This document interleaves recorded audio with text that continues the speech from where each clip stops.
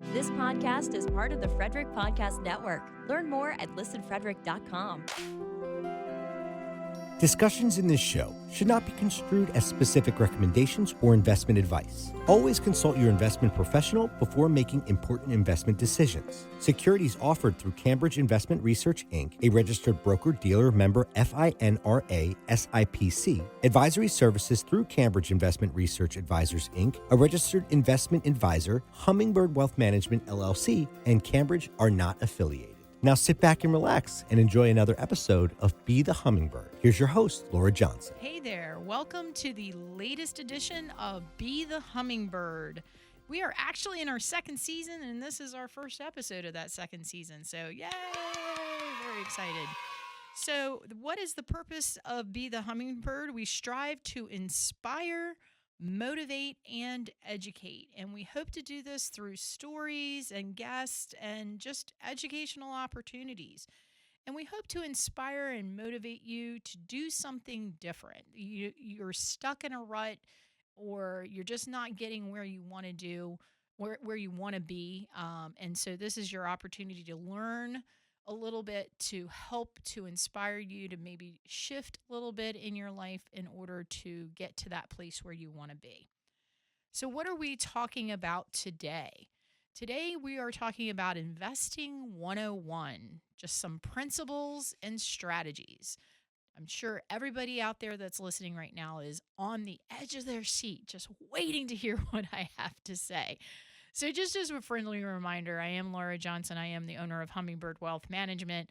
I am not going to give you any specific investment advice today because I don't know your specific situation. And just keep that in mind when you're learning about investing, that what you're doing is maybe not exactly like what your neighbor is doing or your best friend is doing or your mother or your father or your brother, your sister, your children.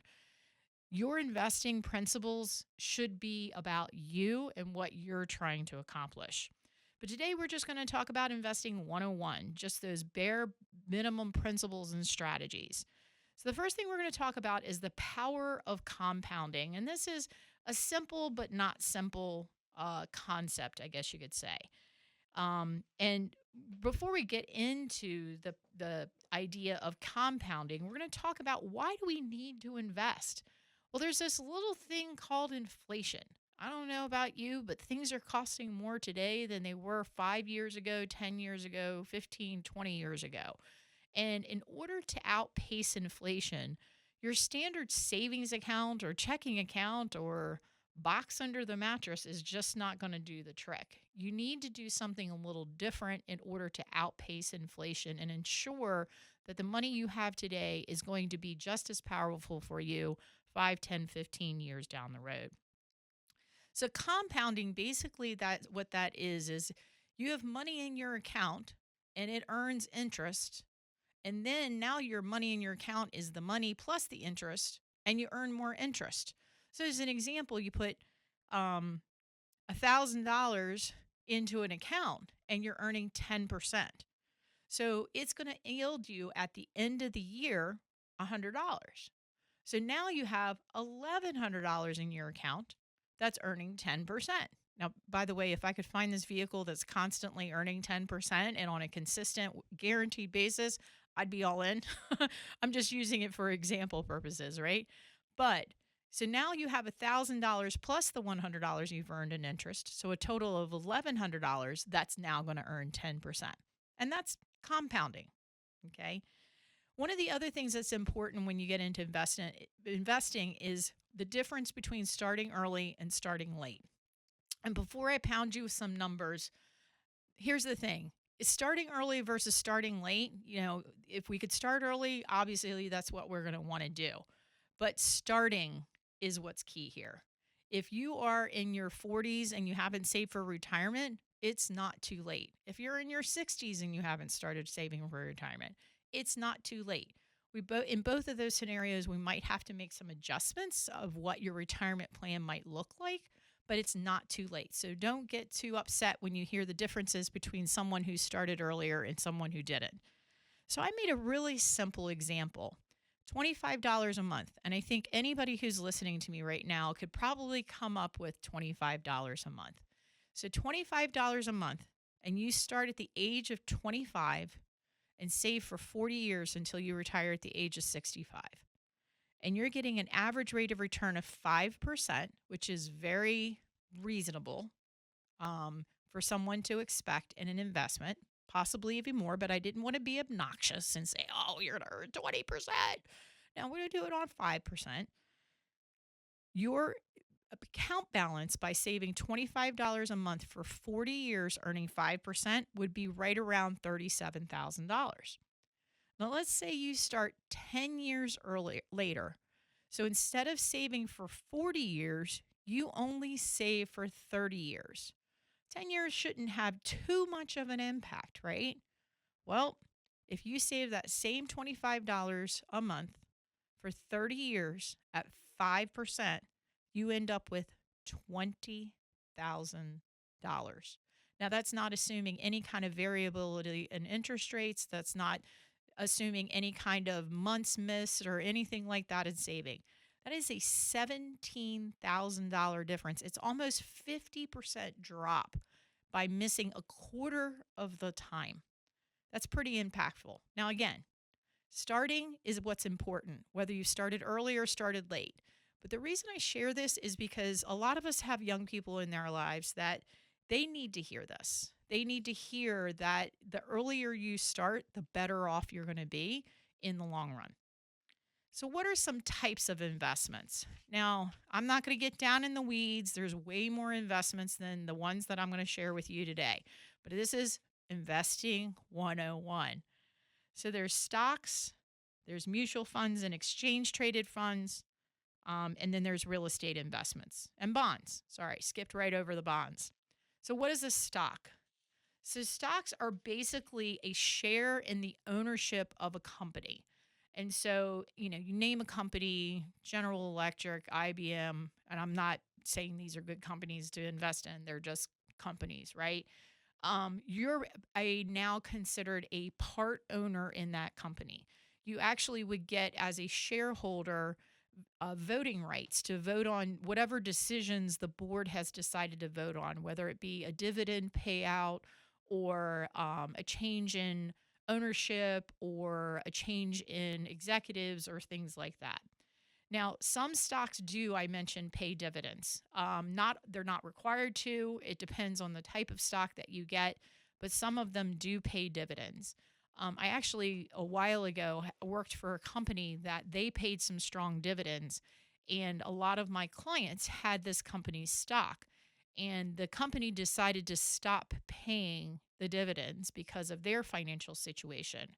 And my clients were left without some kind of income that they had become very reliant on. So that's a risk, that you take in getting into stocks. Then there are bonds. Now, bonds are more of a loan. You're either giving a loan, and it depends on the type of bond that you're doing, but you're giving a loan to whoever you're purchasing that bond for. So as an example, Coca-Cola wants to build a new factory. I love my Diet Coke. So they want to build a new factory to bottle and distribute Coca-Cola and Diet Coca-Cola all throughout the nation. They don't want to go to a bank. They go to investors and say, hey, we're issuing these bonds, and they're going to be for X amount of years and X amount of interest rate, and we're going to pay you back. So a lot of people think bonds are a little less risky than stocks. And, on the spectrum or the scale of risk, I guess they are less risky, but they are not without risk because they are secured by the financial well-being of the issuer, whether that be the state of Maryland, Montgomery County government, Frederick County government, or in this instance, Coca-Cola. So if Coca-Cola goes out of business, they're not necessarily going to be anxious to pay you back. So there is some risk associated with that.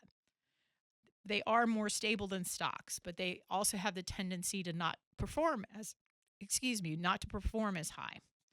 Then there's mutual funds and exchange traded funds. And I like to use the analogy of a grocery bag. So a mutual fund is like a grocery bag. You go into the grocery store and you buy meats and vegetables and fruits along with some bread and some eggs and some canned goods. And you put them all in a bag. That's your mutual fund. Each one of those things inside of your grocery bag represent different types of investments. So your meats and your eggs might be your stocks, and your vegetables and your fruit might be your bonds. And let's say when you get home, the bread that was also a bond, or let's say it's a stock. I like that better. The bread that was one of your stocks is in the bottom of the bag and it's completely crushed and is worthless at this point. Well, that's the same. You pull it out, but you still have your grocery bag full of all the other groceries. That's the same thing as a mutual fund. You have a mutual fund that's full of stocks and bonds, and one of those stocks or bonds fails and turns into zero. Doesn't mean your mutual fund's going to turn into zero. Now, mutual funds can turn into zero, but it's more protected than possibly an individual stock or an individual bond might be. Now, there are all kinds of different mutual funds. There are all kinds of fees associated with mutual funds, but that's the general concept behind a mutual fund. An exchange-traded fund is similar to a mutual fund. It's usually a bundle, but an exchange-traded fund is following a certain kind of an exchange. So the exchange most people know about is the S&P 500 index or the NASDAQ exchange. So you might find an exchange-traded fund that follows the S&P 500 index. And so it's not actively managed. It's exactly mimicking what's going on in the S&P 500. And the last thing is real estate. You can actually buy real estate as an investment without buying physical real estate.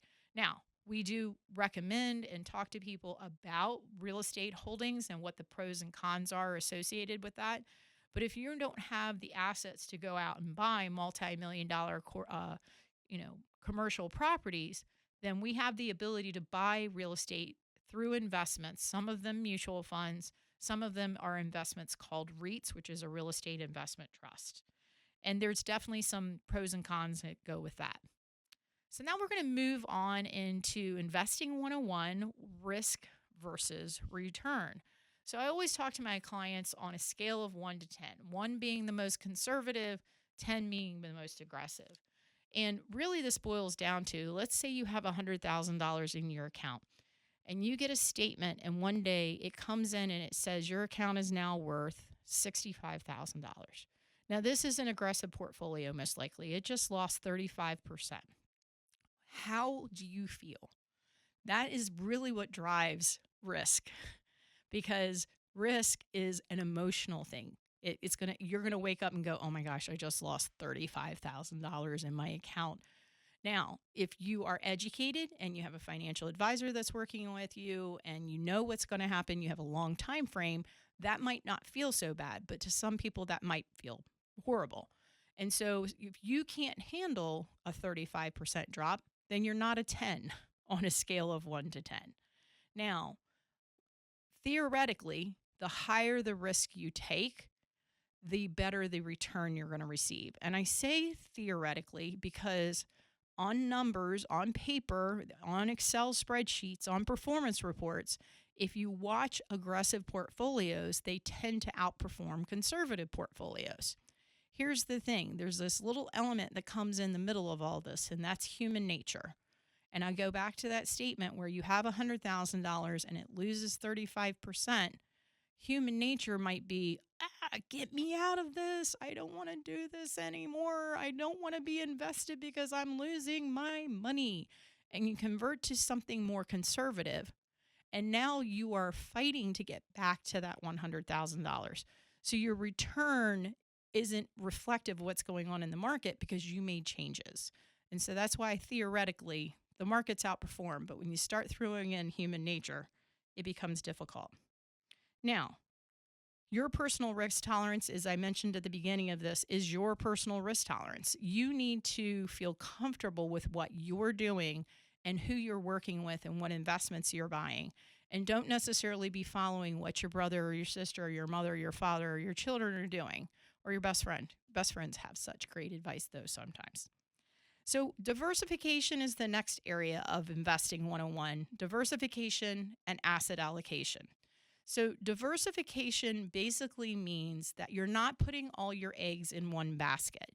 And that doesn't mean that I'm going to put it in, let's see, Microsoft, well, I'm not very good at these similarities, but you're not going to put it in Google and Microsoft and Dell and Apple.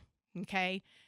You're diversifying amongst companies, but you're not really diversifying amongst industries.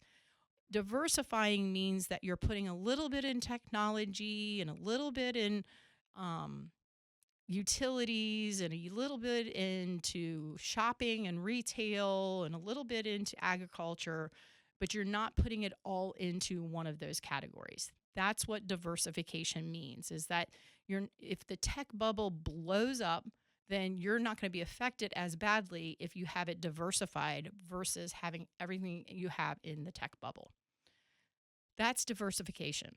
The second part of this is allocation or asset allocation. Asset allocation means how much are you going to put in equities versus cash versus bond versus real estate. And like I said, this is investing 101. There are a lot of other investment options that we could look at that we're not getting into today. But those are the basics. Those are the very basic investments. So again, equities are your stocks and your mutual funds and your exchange traded funds. The more conservative investments are your corporate bonds, your municipal bonds, your government bonds. And then there's cash, cash is king a lot of times, but it doesn't always earn you enough money. So asset allocation is what percentage of your investments are you putting in each one of these categories? And that's really dependent on a couple of things. One is dependent on your risk tolerance. The other is that it's dependent on what is the goal? What is this money meant to accomplish for you? Are you using this money to retire in 30 years? Are you using this money to buy a house in 3 years? Because your risk tolerance is going to be very different for those two different goals. So what are some basic strategies for beginners? My favorite thing of all time, dollar cost averaging. And this is where you find this the most is in retirement plans that for your employer. So if you are working for someone that offers you a employer-sponsored retirement plan, their 401ks, TSPs, 403bs, simple, SEPs, they all have different names, but they're employer-sponsored retirement plans. And you have the ability to take a piece of your paycheck every week, every 2 weeks, bi-monthly, monthly, whatever it might be, and place it into your retirement plan. That is dollar cost averaging. And the benefit of dollar cost averaging is it allows you the opportunity to get the best average of what's going on in the stock market or the bond market, whichever you're investing in. So here's the thing. You might invest on March 1st and the market is an all-time high. So your money only buys a limited number of shares of whatever investment you're going in. But then if you turn around and bought on June 1st, it's at its lowest. So you're buying even more shares. By doing dollar cost averaging, you're getting the best average of what's going on in the market. And it tends to get you better performance in the long run. One of the other strategies that you need to know about is a beginner is buy and hold. So this is hard. We want to be active managers of our money and better stewards of our money. But one of the strategies that beginners should know about is purchasing the investment and intending on holding it onto it for a long time. Now, this is assuming that you've at some point done some research or gotten some advice to be able to know that the investment that you have matches the goal that you're trying to accomplish. And that's where you might want to buy and hold. I mentioned the index funds and exchange traded funds, but these are basically funds that mimic exactly what's going on in whatever that exchange is. And so they're not actively managed inside of the mutual fund, but they are following a particular index. So now we're going to jump into how much does it cost, understanding those fees and costs. So typically when you're working with a mutual fund or an exchange, well, not an exchange fund, when you're working with a mutual fund, there's all kinds of ways to purchase a mutual fund. Some of them have what are called loads, which is a fee that you pay to get in. Some of them have back-end loads that you have to keep them for a certain period of time. But all mutual funds have these internal management expenses, and those are the fees that you're paying for those money managers at the mutual fund company to make those daily decisions about what stocks, bonds, and stocks and bonds to purchase within your mutual fund. So those fees can range anywhere from 0.10 to, I think the highest I've ever seen is 3% inside of those mutual funds. And so knowing that is important because the impact of those fees can be extreme. So I did an example for you guys to kind of give you, an idea of what these fees can do.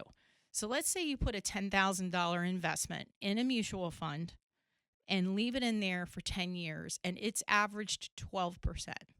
So $10,000 at 12% a year for 10 years.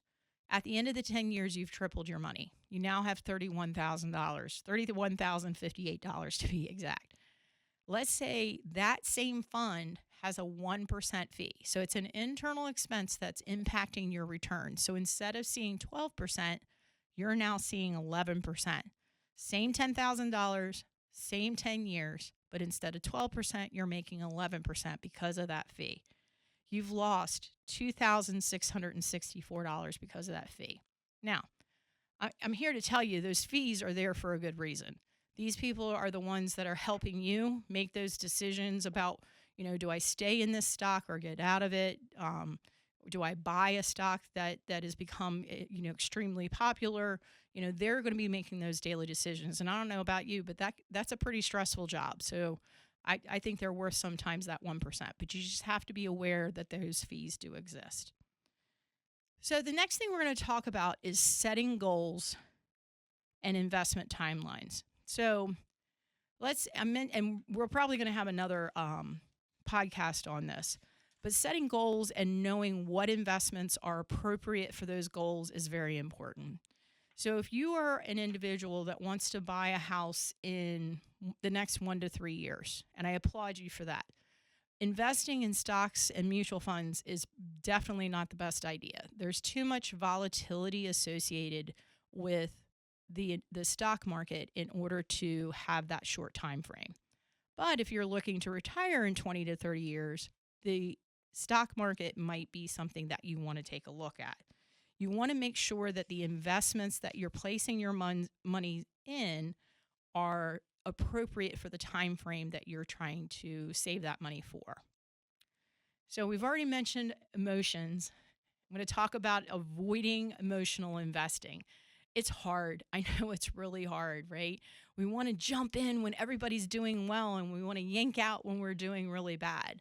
And that's not how we want to do. There's this old adage of buy low, sell high. But our emotions can sometimes have the tendency to reverse that. We end up buying high because it's like, hey, the tech bubble in the late 90s, early 2000s, it's doing great. Well, you're buying at the highest point of the market and it crashes and you're like, I just lost 50% of my money, half of my money. That's a lot, right? So when you're investing, you want to avoid that emotional side of things. You want to make sure that you have goals. You know exactly what your time frame is, what it is that you're trying to accomplish, and make sure your investments are matching what it is that you're trying to accomplish. And this is where we get into number 9 here of Investing 101, the role of a financial advisor. There are all kinds of financial advisors out there. There are fee-based, there are commission-based. There are financial planners that don't do investment management. They just do financial planning for you. The key thing that you want to make sure of when you're looking at financial advisors and what their role is their role is as a fiduciary. So what is a fiduciary? I know this word is thrown out a lot when people start doing research on investments and finding a financial advisor. It's basically a rule that you have to treat as a financial professional, your client, you have to treat them as you would want to be treated. Make sure that you're doing what's in their best interest. And this, I have to get on my soapbox. This is just annoying to me, is that the reason we have rules is people break rules. And so the reason we need to have a rule that there's this, to follow the golden rule, treat others as you would want to be treated, put the interest of somebody else first, is because other people have not. And I think all professionals, whether they be financial professionals, medical professionals, legal professionals, whatever they might be, should be following a fiduciary role. Always put the needs of the client first. And it's a win-win-win situation when you do something like that.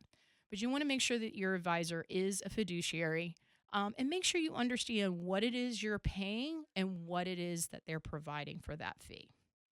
So there are a lot of resources for learning more. One of them is Hummingbird Wealth Management. We'd be more than happy. We love educating prospective clients as well as our clients. So if you just want to learn more, just reach out to our office. We'd be more than happy to sit down and chat with you. We have complimentary consultations all the time. But there are a few books that you might want to take a look at. One of the books is The Intelligent Investor by Benjamin Graham. Another one is Common Sense on Mutual Funds by John Bogle. And one of my favorites, this is, I think, probably the start of my financial planning career, was Rich Dad, Poor Dad by Robert Kiyosaki. I always want to say his name wrong. Now, there are a couple of apps, because I know you guys, some of you are not into the whole reading thing. And trust me, I just bought, I think 10 books recently off of Amazon, and they're going to collect dust for a while before I'm able to read them. But there are a couple of apps for investing, one of them being Robinhood. Fidelity does it as well, Acorns. But if you're looking for someone to assist you with that, that's when you're going to want to take a look at a financial advisor such as our financial advisors at Hummingbird Wealth Management. So thank you for listening to Be the Hummingbird. I'm your host, Laura Johnson, and this podcast has been presented by Listen Frederick. And as always, it's not goodbye, it's see you later. Live radio, local podcasts, the Frederick Podcast Network at listenfrederick.com. Yeah, that's the first step. Hey, everybody, I smell good. Not that anybody